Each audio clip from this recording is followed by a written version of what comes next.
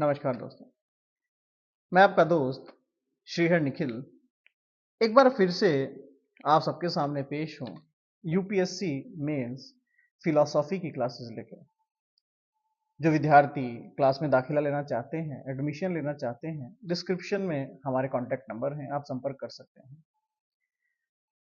आज जिस टॉपिक पे हम डिस्कशन करने वाले हैं, जैसे कि लास्ट क्लास में मैंने आपसे कहा था, हम इंडियन फिलॉसफी को पहले शुरू करेंगे और फिर हम western philosophy, western contemporary philosophy, religious और सोशल, ये वो क्लासेस है जो कंसेप्चुअल है और मैं कोशिश करूंगा मेरे अनुसार मैं आपके दर्शन शास्त्र को किस तरीके से मजबूत कर सकता हूं।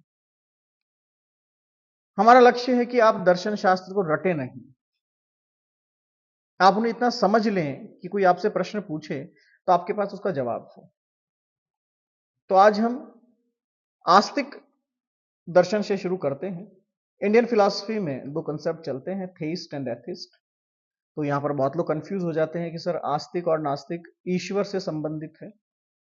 इनफैक्ट बहुत बच्चों से मैंने चर्चा भी करी, डिस्कशन भी किया इसके बारे में, वाद विवाद भी हुआ। आ, लोग आज भी ये मानते हैं कि आस्तिक और नास्तिक का तात्पर्य या मीनिंग या रिलेशन जो है वो डायरेक्टली टू गॉड है। जो ईश्वर को नहीं मानता वो नास्तिक हो जाता है और जो ईश्वर को मानता है वो आस्तिक हो जाता है। थोड़ा सा मैं क्लियरिफाई कर दूं आपको कि आस्तिक और नास्तिक बेसिकली न्यूट्रल वर्ड्स हैं। इनका साधारण अर्थ होता है विश्वास करना और विश्वास ना करना। मान लीजिए आपने कहा कि सर मुझे संविधान पर भरोसा नहीं है, तो आप नास्तिक हैं। नास्तिक कैसे? आप संविधान के अनुसार नास्तिक हैं या संविधान के सापेक्ष, रिलेटिव टू द कॉन्स्टिट्यूशन, आप नास्तिक हैं। ये रिलेटिविटी है, आप किसके रिलेटिव होकर, किसके रिलेट होके विश्वास कर रहे हैं या नहीं कर रहे हैं।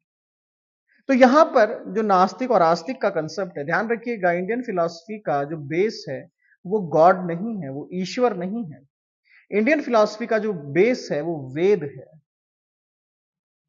वेदों के कारण इंडियन फिलॉसफी स्प्रेड हुई। वेद एक ऐसा सेगमेंट था जिसके कारण लोग इंडियन फिलॉसफी के अंदर एंटर हुए और वहीं पर कुछ ना कुछ ऐसा डिस्टरबेंस हुआ, वहीं पर कुछ ना कुछ ऐसा क्लैश हुआ, वैचारिक मतभेद ऐसा हुआ जिसके कारण कुछ लोगों ने वेदों की सुपरमेसी को एक्सेप्ट करने से मना कर दिया।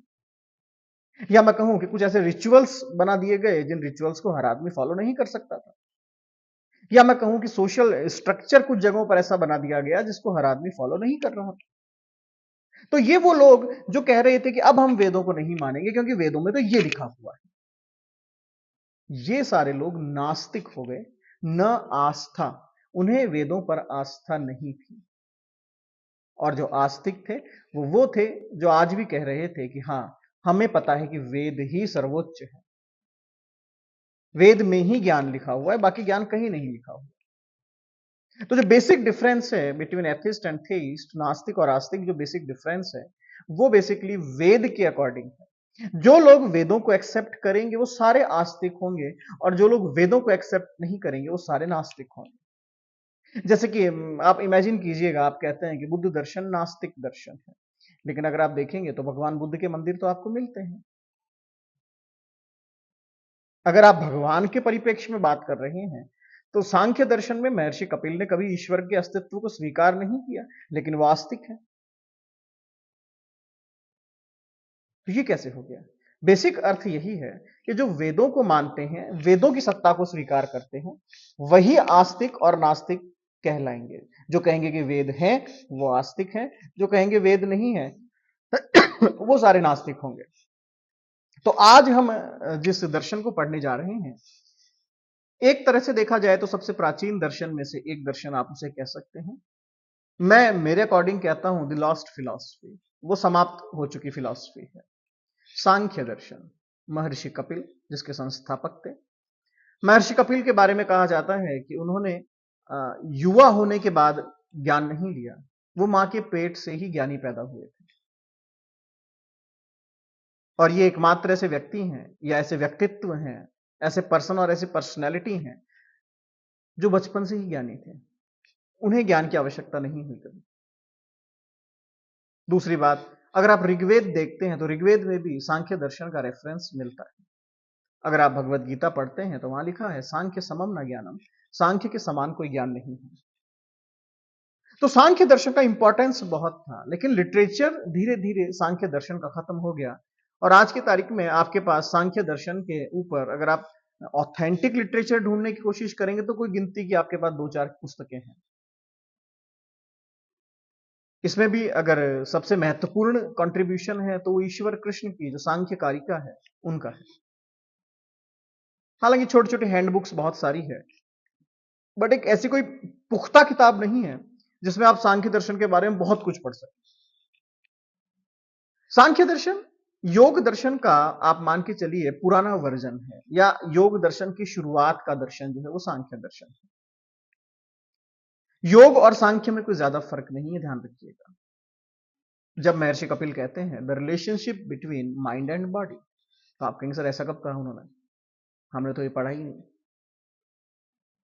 चलिए मैं इसको और थोड़ा क्लियर कर देता हूं। जब सांख्य दर्शन में महर्षि कपिल कहते हैं the relationship between Prakriti and पुरुष, आप कहेंगे हाँ ये तो कहा है उन्होंने। अब आप समझने की कोशिश कीजिएगा। मैं हमेशा एक बात सबको कहता हूं कि मैं वेस्टर्न फिलॉसफी की बुराई नहीं कर रहा हूं यहां पे, बट इंडियन फिलॉसफी का जो बेस है वो साइंस है। इंडियन फिलॉसफी अंधविश्वास पर नहीं आई है। इंडियन फिलॉसफी एक तरह से आप ये नहीं कह सकते कि हाँ हम रात को सोए थे सुबह उठकर एक किताब लिख दी और वही फिलॉसफी होगी, ऐसा नहीं है। इंडियन फिलॉसफी का बेस जो है वो साइंटिफिक है, वैज्ञानिक है, वो तार्किक है, वो लॉजिकल है। हमारी सोसाइटी, हमारे रिचुअल्स, हमारा रिलीजन, हमारी लाइफस्टाइल, ये सब साइंटिफिक है। वो अलग बात है आज हमारे जो पेरेंट्स हैं या हमारे जो पूर्वज हैं हमें वो नॉलेज नहीं दे पाए, या आप और मैं वो नॉलेज नहीं ले पाए, जिसके कारण आज हमें लगता है कि यार यहां तो अंधविश्वास ज्यादा है। मैं आपको बहुत सारे ऐसे लॉजिक्स बता दूंगा जिसके बनिस्पत आप कह सकते हैं कि सर वेस्टर्न वाले ज्यादा अंधविश्वासी है, इंडियंस वाले तो कुछ भी नहीं है। बट बता दूंगा तब, अदरवाइज तो आपके हिसाब से इंडियन अंधविश्वासी है, वेस्टर्न वाले ठीक है, वो साइंटिफिक है, वो प्रैक्टिकल है। वो प्रैक्टिकल नहीं है, बल्कि महर्षि कपिल आज से हजारों साल पहले आपको बता रहे हैं the relationship between mind and body, बुद्धि और शरीर का संबंध कैसा होता है, प्रकृति और पुरुष का संबंध कैसा होता है। प्रकृति एंड पुरुष is not male and female. सैकड़ों लोगों से मैंने चर्चा की इस विषय में, सैकड़ों लोगों से। और जब मैं कहता हूं कि प्रकृति और पुरुष से आप क्या समझते हैं, तो वो कहते हैं सर एक मेल है एक फीमेल है, प्रकृति और पुरुष जब मिलते हैं तभी तो एक संतति पैदा होगी, बच्चा पैदा होगा, संसार का निर्माण होगा। यही तो महर्षि कपिल कहना चाह रहे हैं। अरे तो महर्षि कपिल कौन से डॉक्टर हैं? वो आपको ये नहीं समझा रहे हैं कि संततियां कैसे होगी, उनका मोटिव वो नहीं है। आपने फिलॉसफी फिर समझी ही नहीं। प्रकृति और पुरुष की कैरेक्टरिस्टिक्स आप पढ़िएगा, आपको शायद समझ में आ जाएगा कि महर्षि कपिल आखिर कहना क्या चाहते हैं। पुरुष चेतना है, कॉन्शियस है, प्रकृति के अंदर कॉन्शियसनेस नहीं है।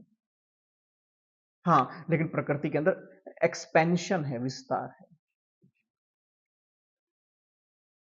लेकिन चेतना के अंदर एक्सपेंशन नहीं है, वो स्टेबल है। चेतना नित्य है, पुरुष नित्य है, लेकिन पुरुष अनेक है। आपने एक चीज समझी ही नहीं शायद मेरे हिसाब से। मैं कह रहा हूं सांख्य दर्शन योग दर्शन का बेस है, तो सांख्य दर्शन आपकी बॉडी से अलग कैसे हो गया? और जिस फिलॉसफी ने योग दर्शन को इंस्पिरेशन दिया, वो फिलॉसफी योग दर्शन से रिलेट नहीं करेगी, कैसे हो सकता है? जब महर्षि कपिल आपसे कहते हैं कि प्रकृति और पुरुष का संबंध, तो वो कहते हैं कि शरीर और आत्मा का संबंध, जड़ तत्व और चेतन तत्व का संबंध। महर्षि कपिल कहते हैं कि प्रकृति सृष्टि से भी पहले। कौन सी सृष्टि? किस सृजन की बात हो रही है, किस क्रिएशन की यहां बात हो रही है? मां के पेट में, आप थोड़ी साइंस पढ़ने की कोशिश कीजिएगा, मां के पेट में पहले मांस का टुकड़ा आता है, उसके बाद दिल धड़कना शुरू होता है। सृष्टि बाद में होती है, पहले प्रकृति आ जाती है। पंच महाभूत जो हैं आपके, पृथ्वी अग्नि जल वायु आकाश, ये पांचों मिलकर के एक पिंड बनाते हैं जिसको आप मांस का पिंड कहते हैं। ये पिंड पहले बनता है, उसके बाद दिल धड़कना शुरू होता है। दिल धड़क रहा है, उसे हम सृष्टि कहते हैं, द क्रिएशन। अब वो क्रिएट हुआ है, और अगर दिल ना धड़के तो वो केवल और केवल फिर सृष्टि ही है। उसमें आप कोई उम्मीद मत कीजिएगा कि उसका कुछ हो सकता है। बहुत बार आपने सुना होगा, बहुत बार आपने पढ़ा होगा कि साहब एक माँ ने एक बच्चे को जन्म दिया, लेकिन मृत बच्चे को जन्म दिया, मरा हुआ बच्चा, ये बच्चा कोख में ही मर गया, या ये बच्चा कोख में, इसका दिल धड़का ही नहीं, तो डॉक्टर ऑपरेशन करके उस मांस के टुकड़े को निकाल देता है। वो एक वेस्टेज है। नॉट अ लिविंग एनिमल, और नॉट अ लिविंग, एक इंसान नहीं कह सकते उसको, एक लिविंग स्पीसीज नहीं कह सकते। आप कहते हैं कि मांस का टुकड़ा था, थैंक यू, वो इंसान नहीं है। सृष्टि नहीं हुई, सृजन नहीं हुआ, क्रिएशन नहीं हुआ। तो प्रकृति और जो पुरुष है वो है आपकी कॉन्शियसनेस। प्रकृति और पुरुष जब मिलेंगे तभी क्रिएशन हो सकता है भैया, वैसे क्रिएशन नहीं होगा, हमेशा ध्यान रखिएगा। क्रिएशन की पहली कैरेक्टरिस्टिक ही महर्षि कपिल कह रहे हैं प्रकृति और पुरुष का मिलन है। मतलब जब 5 बेसिक एलिमेंट्स कॉन्शियसनेस के साथ मिलेंगे, चेतना के साथ मिलेंगे, तभी कुछ होगा। अदरवाइज तो ये सब इक्विलिब्रियम कंडीशन में है। ये 5 एलिमेंट्स हैं आपके इक्विलिब्रियम कंडीशन में। और 5 एलिमेंट्स के अंदर भी अगर आप देखें कि कैरेक्टरिस्टिक्स को मैं कंबाइन करके अगर बाहर निकालूं, तो यहां पर कहा गया कि ये 3 तरह से, 3 अलग अलग गुणों का प्रदर्शन करते हैं। ये पांचों मिलकर के 3 अलग अलग कैरेक्टरिस्टिक आपको शो करेंगे। या तो ये आपको पॉजिटिविटी की तरफ लेकर जाएंगे, या फिर ये आपको थोड़ी सी डार्कनेस के अंदर लेके जाएंगे। इसको थोड़ा और एक्सप्लेन करूंगा मैं, ये तो नॉर्मल एक जस्ट एक जो आप लोग पढ़ते हैं मैं उसकी बात कर रहा हूं। या फिर ये थोड़ी सी मोबिलिटी के अंदर आपको लेके जाएंगे, गतिमान। तो सत, रज और तम। सत हमने कह दिया जो पॉजिटिव की तरफ जा रहा है, रज मैंने कह दिया जो मोबिलिटी, ऊर्जावान है, तम मैंने कह दिया जो डार्कनेस की तरफ जा रहा है। हम यही कहते हैं ऑलवेज। जबकि ये 3 फैक्टर्स हैं। रज मतलब जब एक इंसान आपको बहुत मूवमेंट करता हुआ दिखाई दे, चंचलता, बच्चे को देखिएगा वो बहुत चंचल होता है, उस वक्त उसमें रजोगुण ज्यादा है। दूसरी तरफ आप बच्चे को देखिएगा, बच्चा सोता बहुत है जब वो छोटा होता है, मतलब अभी उसमें तमोगुण भी ज्यादा है। तमोगुण मीन्स एक ऐसा कंडीशन, एक ऐसा फैक्टर जब उस इंसान का, उस बच्चे का अभी और डेवलपमेंट हो रहा है। तमोगुण मीन्स द डेवलपिंग स्टेज, अभी डेवलपमेंट हो रहा है। रजोगुण मीन्स मैक्सिमम एनर्जी, एनर्जी बहुत है, अभी एनर्जी बहुत है, अभी एनर्जी बहुत है। सतोगुण the final stage of creation, जब तम और रज दोनों ने मिलकर अपना काम किया और अब व्यक्ति वास्तव में इंसान बन गया। द बैलेंसिंग इक्वेशन ऑफ सत, रज एंड तम, या the balancing equation of all 5 elements is called सतोगुण। आपको संत देखें, सन्यासी देखें, साधु देखें, साधक देखें, मेडिटेशन प्रैक्टिशनर्स को देखें, इन सब में सतोगुण की प्रधानता आपको ज्यादा दिखाई देगी। एनर्जी है बट बैलेंस, सोते हैं बैलेंस, खाते हैं बैलेंस, अति नहीं है, न्यूनता भी नहीं है तो अति भी नहीं है, बैलेंस। तो महर्षि कपिल आपसे क्या कह रहे हैं कि नॉर्मली तो ये इक्विलिब्रियम कंडीशन में ही है, प्रकृति के ये तीनों गुण इक्विलिब्रियम कंडीशन में है। लेकिन जैसे ही कॉन्शियसनेस इनके अंदर घुसती है तो वो कॉन्शियसनेस इसके इक्विलिब्रियम को बिगाड़ दे। छोटा बच्चा या तो सोएगा ज्यादा, इक्विलिब्रियम बिगड़ा, खेलेगा ज्यादा, इक्विलिब्रियम बिगड़ा। एक फैक्टर अगर मोशन करता है, एक भी फैक्टर अगर हिलता है, पूरा इक्विलिब्रियम, साम्य अवस्था बिगड़ जाएगी तीनों गुणों की। और साम्य अवस्था को वापस से सेट करने के लिए प्रकृति को काम करना पड़ेगा। इस काम करने वाले मेथड, पैटर्न या वे को ही कहा जाता है द वे ऑफ क्रिएशन। अब क्रिएशंस होंगे, अब क्रिएशंस होंगे। प्रकृति चाहेगी मैं पुरुष से अलग हो जाऊं, पुरुष चाहेगा मैं प्रकृति से अलग हो जाऊं, क्योंकि मैं पुरुष नहीं हूं। पुरुष कहता है मैं प्रकृति नहीं हूं। महर्षि कपिल कहते हैं कि एक गलती हम करते हैं, कई बार पुरुष गलती से स्वयं को प्रकृति समझ लेता है और प्रकृति स्वयं को पुरुष समझ लेती है। इसी को बंधन की अवस्था कहा गया है। पुरुष प्रकृति नहीं है, प्रकृति पुरुष नहीं है, दोनों अलग अलग हैं। और जब पुरुष को यह समझ में आता है कि मैं प्रकृति नहीं हूं और प्रकृति को समझ में आता है कि मैं पुरुष नहीं हूं, यही कहीं ना कहीं कैवल्य की अवस्था है। केवल एक, ओनली वन फैक्टर अब एग्जिस्ट करेगा, सिंगल। आप पुरुष हैं, आप प्रकृति नहीं। सिंगल, कैवल्य, केवल एक, कोई दूसरा नहीं है, केवल एक। हालांकि इस अवस्था को आप और एलोबरेट करके समझाता हूं। कभी एक डेड बॉडी को देखिएगा, एक डेथ बॉडी के अंदर आप किसी क्रिएशन की उम्मीद करते हैं? क्या ये मिसाइल बना लेगा? चलिए मिसाइल छोड़िए, क्या ये खाना खा सकता है? चलिए खाना छोड़िए, क्या ये फ्रेश हो सकता है? चलिए फ्रेश छोड़िए, क्या ये टॉयलेट कर सकता है? पॉसिबल नहीं है। क्यों? ऐसा क्या था जो इसके अंदर से निकल गया? शरीर तो वही है। कभी सोचिएगा। एक और सिचुएशन देता हूं, आप लोगों ने देखा होगा, मैं बीमार हूं, मान लीजिए मैं आईसीयू के अंदर हूं, मैं वेंटिलेटर के ऊपर हूं मान लीजिए, या मैं कोमा के अंदर चला गया।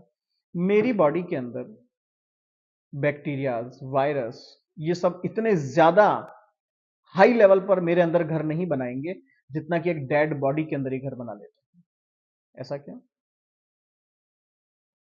एक इंसान 20-20 साल तक कोमा के अंदर रह जाता है एक सर्टेन कंडीशन में। ठीक है, वो लेटा हुआ है तो हो सकता है स्किन के ऊपर इंफेक्शन होना शुरू हो जाए, और स्किन के इंफेक्शन, क्योंकि वो एक जगह लेटा हुआ है, वहां मॉइस्चर क्रिएट हुआ, पानी आया, पानी के कारण अलग अलग बैक्टीरिया पैदा हुए, धीरे धीरे उनकी क्वांटिटी बढ़ने लगी, उनकी कॉलोनियां बनने लगी, और धीरे धीरे इंफेक्शन अंदर घुस गया। ये तो हो गया बाहर से अंदर की तरफ इंफेक्शन। मैं अंदर से इंफेक्शन की बात कर रहा हूं। बॉडी सड़ेगी नहीं। अगर आप जीवित हैं, धड़कनें चल रही है, तो बॉडी सड़ेगी नहीं। लेकिन मरते ही आखिर बॉडी सड़ क्यों जाती है? ऐसा अंदर क्या था कि जिसके निकलते ही बाहर के परजीवियों ने उस पर हमला कर दिया, जो पहले नहीं कर रहे थे? अब अचानक से ऐसा क्या हो गया? कुछ तो था। महर्षि कपिल कह रहे हैं कुछ नहीं था। प्रकृति पुनः प्रकृति बन गई, पुरुष पुनः पुरुष बन गया। अब प्रकृति फिर से साम्य अवस्था की तरफ जा रही है। पंच महाभूत पुनः पंच महाभूत बन गए। पुरुष पुनः पुरुष चला गया। ऊर्जा ऊर्जा में चली गई, प्रकृति प्रकृति में चली गई। महर्षि कपिल कहते हैं इसे विनाश कहा गया है। हालांकि इसके 2-3 एस्पेक्ट्स हैं। एक तरह से कहा जाए तो ये विनाश है, एक तरफ से कहा जाए तो ये कैवल्य है, ये मोक्ष है, ये कल्याण है। जब आपको आत्मज्ञान हो जाता है, आपको समझ हो जाती है कि मैं प्रकृति नहीं हूं, मैं पुरुष नहीं हूं, मैं अलग हूं। तो this is the basic concept of प्रकृति एंड पुरुष। महर्षि कपिल कहते हैं पुरुष अनेक है। आप कहेंगे क्यों? तो महर्षि कपिल ने बहुत अच्छा लॉजिक दिया। हालांकि ईश्वर कृष्ण ने अपनी पुस्तक में इसे लिखा है, सांख्य कारिका में, कि सभी लोग एक साथ रोते नहीं हैं, सभी लोग एक साथ हंसते भी नहीं हैं, सभी लोगों का जन्म एक साथ नहीं हुआ है, सभी लोगों की मृत्यु एक साथ नहीं होगी, सभी लोग एक साथ बीमार नहीं होंगे, सभी लोग एक साथ खुश नहीं होंगे। सबका समय अलग है। क्यों? क्योंकि सारे पुरुष अलग हैं, सारे पुरुष एक नहीं है। तो ये बेसिक कंसेप्ट ऑफ प्रकृति एंड पुरुष according to Maharshi Kapil. Science के अकॉर्डिंग अगर मैं देखता हूं, या वेस्टर्न फिलॉसफी के अकॉर्डिंग अगर मैं देखता हूं, तो रेने डिकॉर्ट ने वेस्टर्न फिलॉसफी में कंसेप्ट दिया था the relationship between mind and body, और लोगों ने बड़ी तारीफ की उसकी कि यार आपने क्या कंसेप्ट दिया है। With the help of pineal gland आपने कैसे एक्सप्लेन कर दिया कि माइंड एंड बॉडी का संबंध होता है। क्या अनोखी खोज करी है आपने। और जब रेने डिकॉर्ड से आप पूछने गए कि आप इसको एक्सप्लेन कीजिए the relationship between mind and body, क्योंकि वो भी सेम चीज कह रहा है कि जब आपका माइंड है वो कॉन्शियस है, बॉडी जो है वो कॉन्शियस नहीं है। तो जब आपने उससे एग्जांपल्स पूछे या उससे आपने एक्सप्लेनेशन पूछा, तो रेने डिकॉर्ड कह रहा है कि साहब एक घोड़ा है और एक घोड़े पे बैठने वाला उसका सवार है, उसका जॉकी है। इसी तरह से आपका माइंड जो है वो जॉकी है और आपका शरीर है वो घोड़ा है। दिमाग जो है, आपका बुद्धि जो है, आपका मन जो है इस घोड़े को चला रहा है। क्रिटिसाइज करने वालों ने रेने डिकॉर्ड को याद कराया कि भैया आप शायद भूल गए, आपने भी कहा था कि बॉडी जो है वो कॉन्शियस नहीं है, लेकिन घोड़ा कॉन्शियस है। तो एग्जाम्पल दूसरा दो। उसके पास एग्जाम्पल्स नहीं है, वो खाली है वहां पे। दूसरा एग्जाम्पल वो देता है एक माँ, एक गाय और गाय के बछड़े का, कि साहब गाय का बछड़ा जब गाय के पास पहुंचता है तो गाय उसे दूध पिलाना शुरू कर देती है। उसी तरह जब बुद्धि शरीर के पास पहुंचती है तो शरीर बुद्धि की तरह काम करने लग जाता है। क्रिटिसाइज करने वाले ने फिर से रोका कि रुकिए रुकिए रुकिए, आपने अभी तो कहा था कि शरीर कॉन्शियस नहीं है, लेकिन गाय तो कॉन्शियस है। दूसरा एग्जाम्पल दो, उसके पास फिर भी कोई एग्जाम्पल नहीं। Incomplete theory of Rene Descartes, but the complete theory of Maharshi Kapil. The relationship between Prakriti and Purusha. Prakriti जो सृष्टि से पहले है, प्रकृति जो आपकी बॉडी है, पुरुष जो चेतना है, कॉन्शियसनेस है, जो जब भी शरीर में घुसेगा, कॉन्शियसनेस जब भी शरीर में आएगी तो वो प्रकृति से छेड़छाड़ करेगी। ये प्रकृति से छेड़छाड़ ही डेवलपमेंट है, यही क्रिएशन है। इसी से हमारे शरीर का निर्माण होगा। मैं छोटे बच्चे से बड़ा बच्चा बन जाऊंगा, और जब ये चेतना शरीर को छोड़कर निकल जाएगी उसे विनाश कहा गया है। प्रकृति फिर से इक्विलिब्रियम स्टेज पे आ जाएगी, साम्य अवस्था पर आ जाएगी। तो this is the basic concept of प्रकृति एंड पुरुष। आप कमेंट में भी बता सकते हैं मुझे कि नेक्स्ट क्लास में क्या टॉपिक लिया जाए, वरना मेरा तो एक शेड्यूल बना हुआ है, मैं उसके अकॉर्डिंग आपको पढ़ा रहा हूं। चलिए, उम्मीद करता हूं आपको पसंद आया होगा। बहुत बहुत धन्यवाद।